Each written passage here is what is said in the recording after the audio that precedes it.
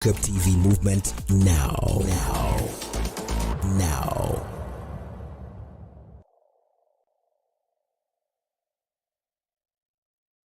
The following program is rated PG. Parental guidance is recommended.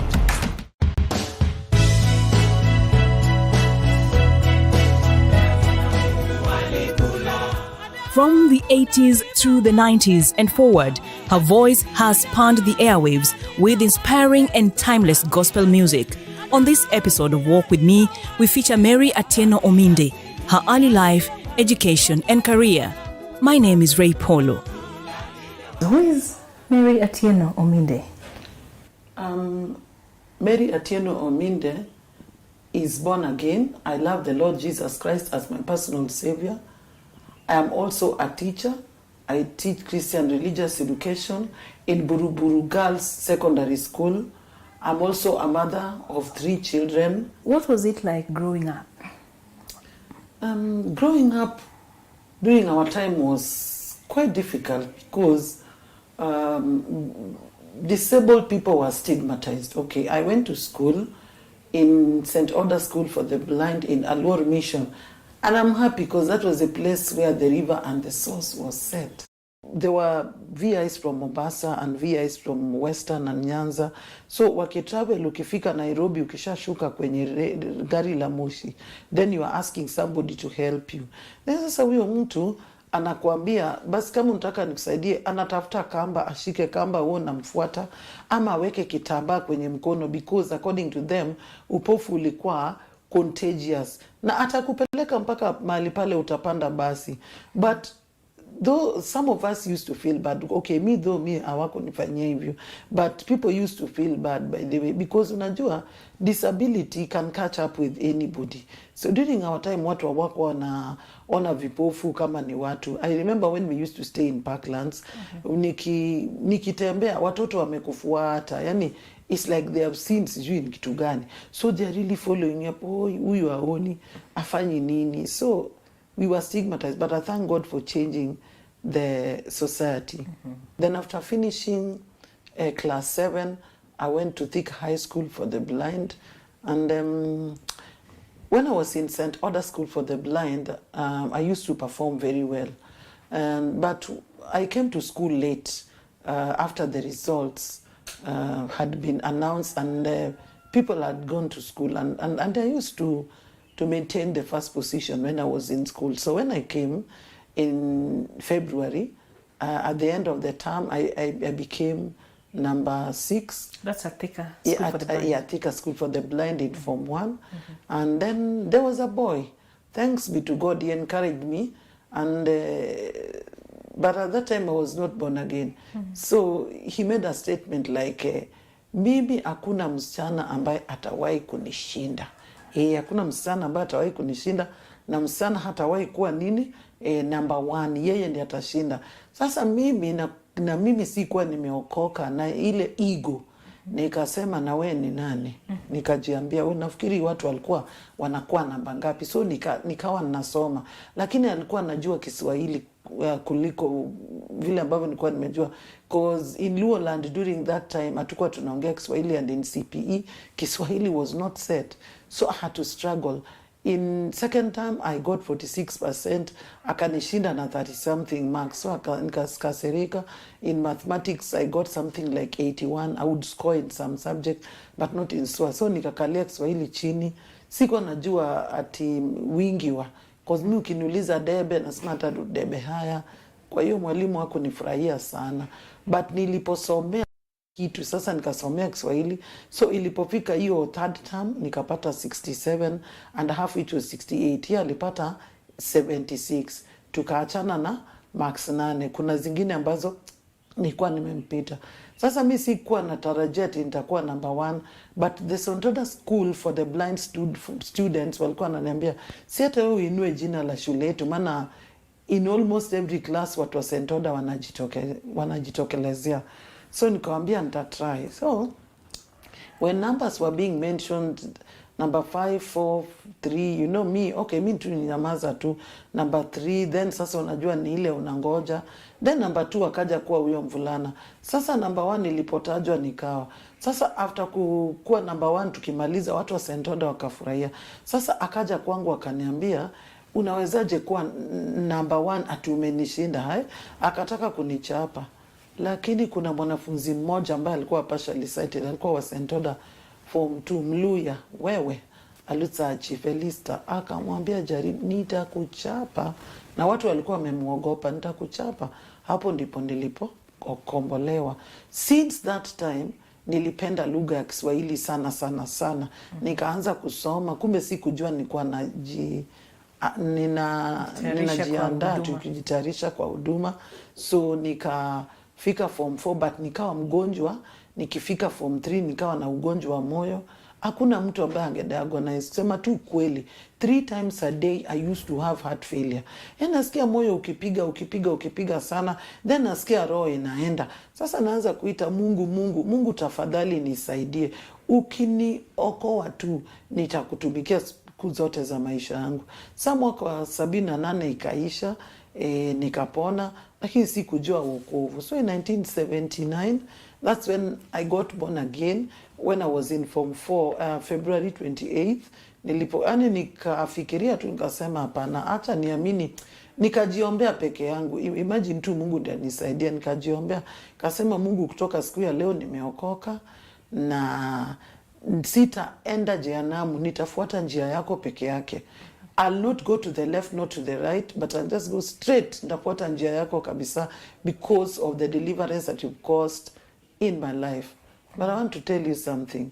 Nobody believed that I was born again, because this is the second time that I've given that testimony. I was notorious, because tulikuwa tunangoja ukishasema umeokoka kwa chapel, kama wewe ni dada, tunakuja tunasurround kitanda chako, tunakuingilia, ati umeokoka. Wokovu gani? Hakuna. Watu wanaokoka wakifika mbinguni, tukuingilie. So there was a missionary who was teaching us Christian religious education. Mrs. Humphreys told me, Mary, you are my prayer item. Wewe, because you are the chief person who is discouraging everybody from getting saved. One day you'll get saved. Then I used to tell her, me, I can't get saved. What for? Because we have been taught that people get saved when they go to heaven. So I think she seriously prayed. So when I got born again, it was like nilifungua mlango, watu wakafuata. So that was the kind of person I was. Great, interesting that you made that turn. Now, in school, you were performing in high school. Were there some bullies around you trying to discourage you from reading just as much as you're also trying to discourage others from Christ? Not really. There were no bullies. Okay, what used to happen in our school is that, and that is very bad, by the way, and I'd like to talk to students. You know, you can be good in one subject or in 3 subjects, but then we una discourage mtu mwingine ati somo la hisabati ni mbaya, ni ngumu, mimi hata sitasoma. Unadanganya watu, alafu usiku wa manane unasoma. Even ndivyo ilivyokuwa shuleni kwetu. So some people are discouraging others, but me, I never used to listen to them. I worked hard, because when I was young I was very much discouraged. Nilijua nisiposoma sana, I don't know, I'll never have a future. Form 5, Form 6? Form 5, Form 6, there were, okay, in Form 5 and Form 6, three of us were VIs. But the 16 were not VIs, walikuwa naona wote. So what happened was that some of them could not believe. You know, there were two guys there, and Kivuva is in the United States, married to my classmate Catherine. What a coincidence. Then another one, Mugambi, I hope that he's still alive. So they couldn't believe ati kama uoni kwani unapataje njia. So I remember walikuwa napenda kumake fun. Wananiambia ati wewe unapotea. Naambia Kivuva, wachana na mimi kabisa na Mugambi. Mimi msiniambie hivyo. So you know, they were so funny. Lakini later on waka understand ya kwamba, you know, they were asking me, ninyi amuoni na mbona mpotei. So it was interesting, but I really loved them because they really helped me imagine. Walikuwa wananisaidia kusoma, like I vitabu vya mashairi, then I would summarize each shairi because I was good in summarizing, but the condition was that tunakusomea, ukishaandika unatusomea. Naambia ni sawa. And that's what I used to do. But it was very, but you know, A-level ilikuwa ngumu juu. Some of the books were not transcribed in Braille. So ilibidi, do you know, I had to pay money. And in 1982-83, ukipigia baba yako shule using the school phone, umwambia tume 500, alipe mtu, transcribe kitabu, ilikuwa ngumu. So he had to pay. And how did you fare in Kiswahili after scoring 46% in Form 1? I scored. By the way, from that time I scored and I continued scoring. Then when I went to repeat my fourth form because I had a setback of that sickness in 1981, God made sure that he helped me to break a record by his grace in Thika. I was the first person to get a distinction 1 in Kiswahili language, which was equivalent to an A now. It's equivalent to an A. I really loved Kiswahili. I did it in Form 5 and 6. But when we went to the university in KU in 1985 to 1988,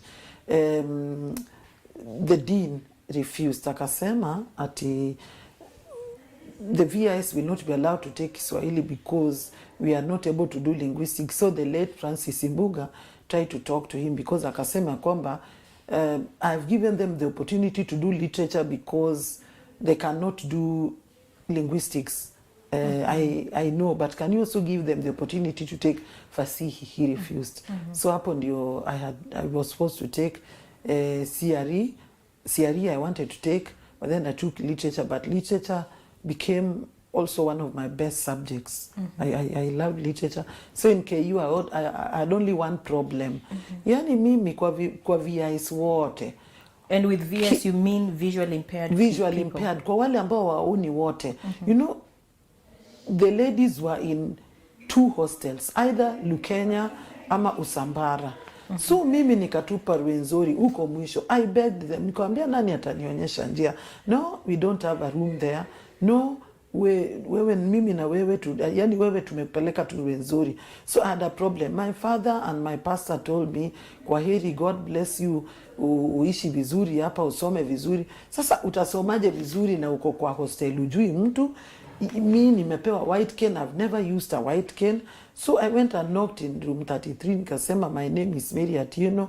Yara mi ndo niliimba damu na iva na Sodoma. That's the only way that they would have known me. Mkienda kula msiniache.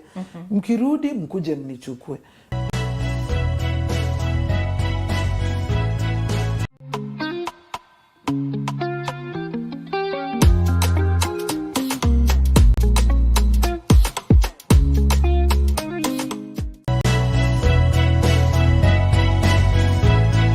It was in room 35 where I got a pastor's daughter, the late Mwachala, who was a pastor in PEFA in All Nations Voi.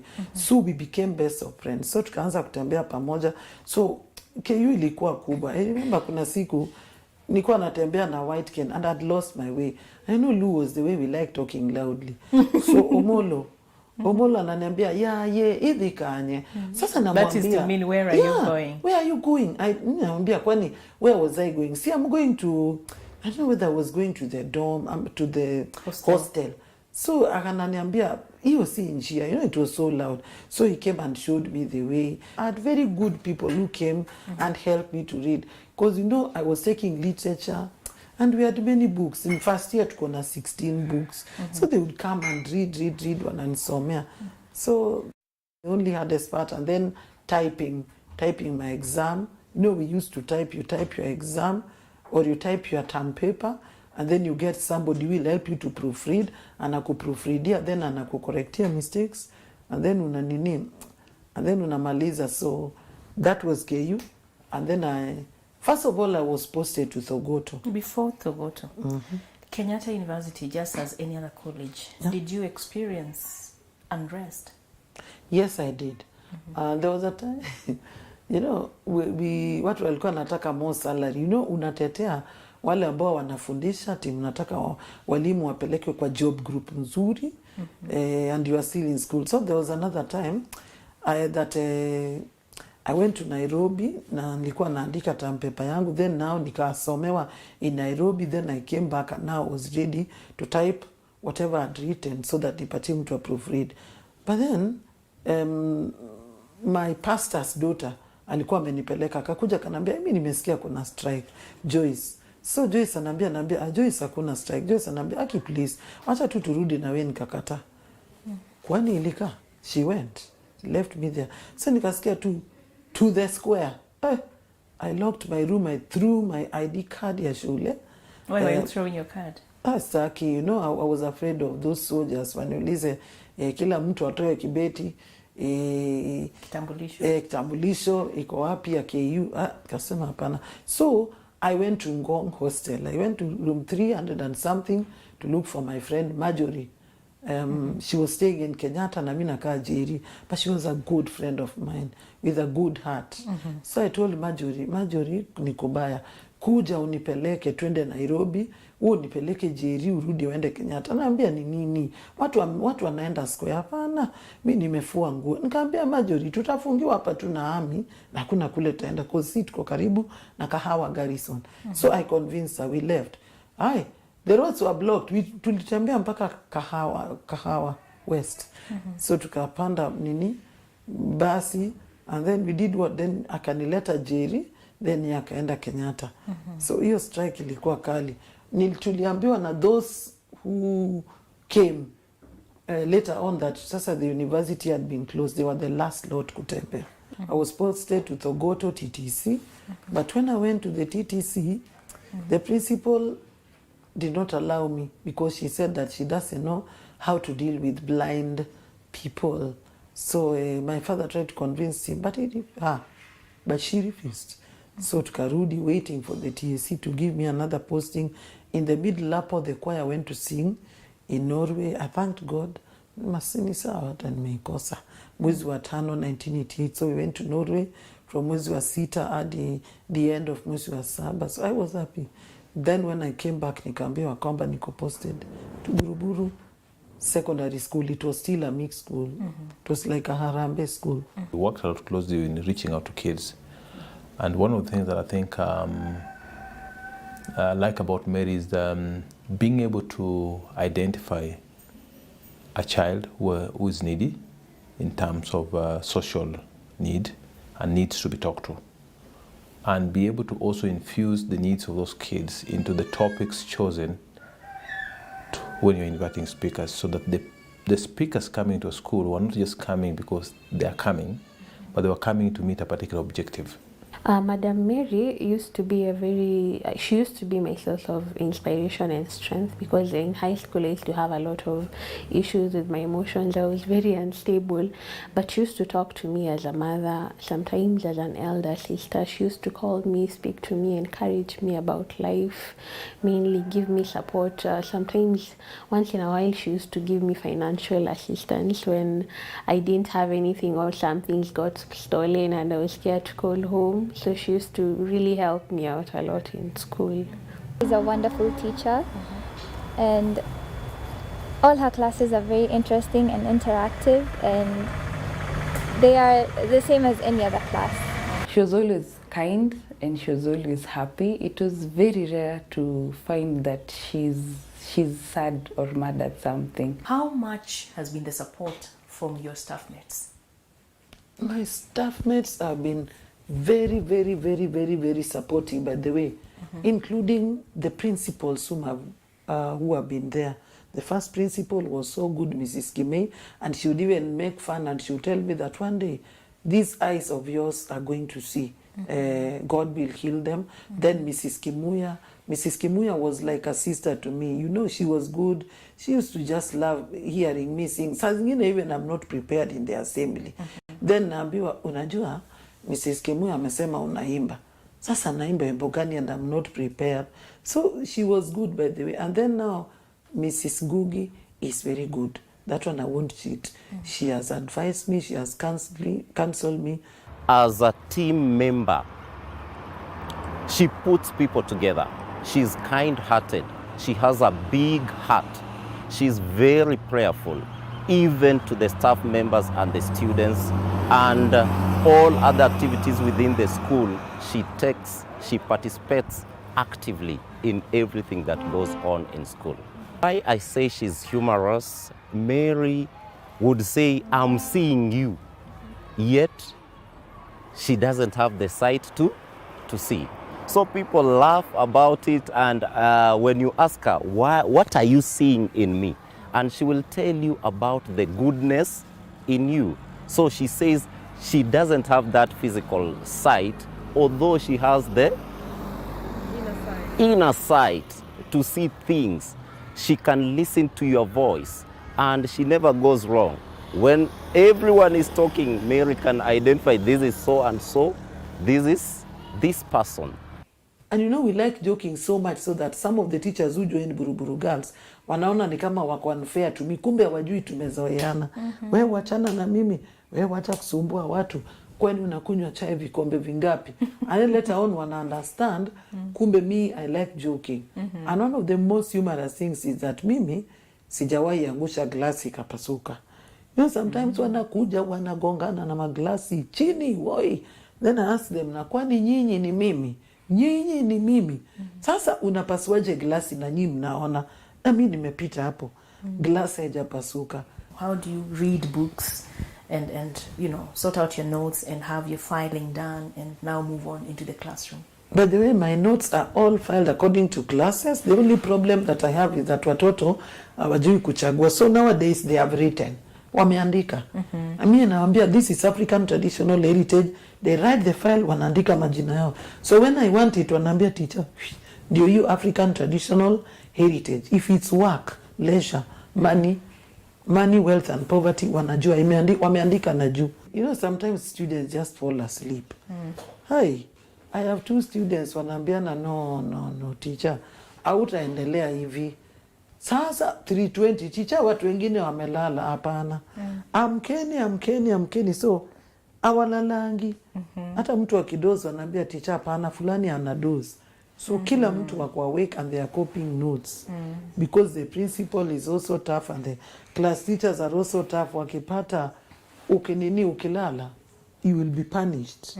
Because of the current COVID-19 situation, we were not allowed to access the school, and therefore we couldn't talk to the continuing students. But here are some of the comments from the former students. Initially, when we started in Form 1, for us it was, for me personally, it was a joyriding experience because I was like, the teacher can't see me, so I can do my things huko nyuma, because I used to sit at the back. Then at times I'd be sleeping, but with time she got to know us by names and how the seating arrangement, and the voices. So she could tell like, saa zingine you're silent sana, and then she'd be like, ambayo unalala. And then you wake up like, hapana. Nilikuwa naandika notes. On the level of responsibility, the Ministry of Education often gives teachers who live with disability fewer lessons compared to others. Do you still take fewer lessons? Yes, they give us 12 lessons. In fact, we are given 12, but me, I refuse. I said, hakuna haja ya kujidanganya. I've taught for a very long time. Wacheni tu mimi nifundishe tu other classes because niko na hizo notes. Sasa kuna haja gani? 12 nilizoea when I was beginning. But now that all my notes are written, wacha tu niendelee. Because now, for example, in CRE, ukisema unafundisha Form 4 and you're not given a Form 1 class, then you will have a very big problem with yourself when you are revising paper 1. Because 4 questions come from Form 1. Number 1, 2, 3, and number 6. So where you are not teaching Form 1. You are teaching 2, 3, 4. Problem of doing your revision and you will not do more research because books are being written. Many more questions are being set. At some point you're teaching English literature and one of your students is Pastor Terry Gobanga. I'm wondering how you are going through all the novels and the guides. By the way, I loved literature. I loved literature. I think that you should talk to Terry Gombango. Pastor Terry, because I taught them literature. I loved literature, and it was not a problem for me. My husband used to read for me those books, and he would read A Man of the People, and then I would just listen to chapter 1, and as he was reading, I would note anything concerning style, stylistic devices or character, characterization, any theme that I would come across. Then I would ask him for a page if something mattered. Then he would read from chapter 1 to 13. Then I would compile all the notes using 7 guides. I used to enjoy just arguing. Like one day a student, later on, she told me that teacher napendanga tu mchezo. Because I was teaching that class because their teacher had an accident, had a mild accident. Then I was told to teach the class. So we would argue. And I'm there, no. Odili Samalu is the man of the people. Is incorruptible. Tell her, Belinda, no. So she would try to prove, Belinda, you have just read some of these guides. But in chapter 13, so I would ask, I tell her page, this and that. Odili Samalu told somebody to pay a bribe so that his father would be released from prison. What do you call that? So they would all laugh. So I used to enjoy teaching literature, especially poetry. It was my best. And it was like, nika tu na enjoy. All right. Anything you want to say about school and your experiences? Of course, you have other teachers who are also maybe partially blind. Yeah, we have other teachers. Mr. Washira is doing well in French. And the students did well in French. They did very well in French, and we thank God for that. And another teacher is Mr. Nyaga Mwiti. He's also doing very well in English. And Mr. Ndonga also told me that you broke a record with CRE because you're also a performer. You're not just there was a time God helped us and to break a record in 2016. So CRE had the 11.2, I think 33, but then my class had 10.8 something. So I thank God. It was God, and the class was also good. I think if it was merit, merit should actually be a chief principal of a school, because her peers, that's where her peers are.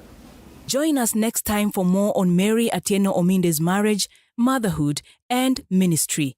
I have been your host, Ray Polo. We value your feedback.